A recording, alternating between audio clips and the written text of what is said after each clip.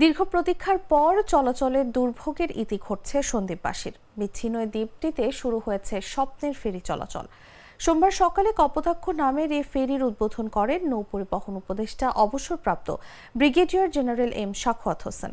এ সময় তার সঙ্গে সড়ক পরিবহন ও সেতু উপদেষ্টা ফাউজুল কবির খান, পরিবেশ ও বন উপদেষ্টা সৈয়দা রিজওয়ানা হাসান সহ উপস্থিত ছিলেন অনেকে।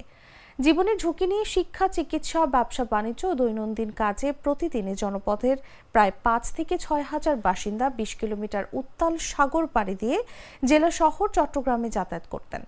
ফেরি চলাচলের মাধ্যমে সেই কষ্ট ঘুচবে দ্বীপটির ৪ লাখ মানুষের। ফেরি চালু উপলক্ষে সোমবার থেকে ঢাকা সন্দ্বীপ রুটে বিআরটিসির বাস চলাচলও উদ্বোধন করেন উপদেষ্টারা।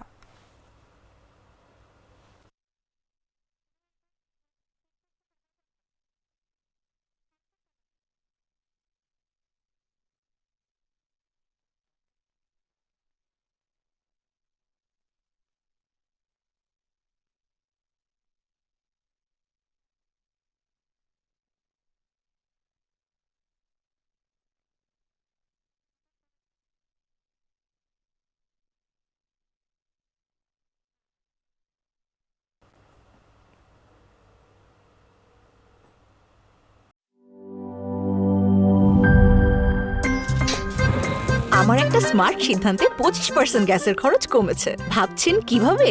সাধারণ গ্যাস স্টোভ বদলে আমি এনেছি আরএফএল গ্যাস স্টোভ। এর সাইন্টিফিক নজল ও ব্রাস বার্নার ক্যাপ সমানভাবে তাপ ছড়িয়ে রান্না করে দ্রুত।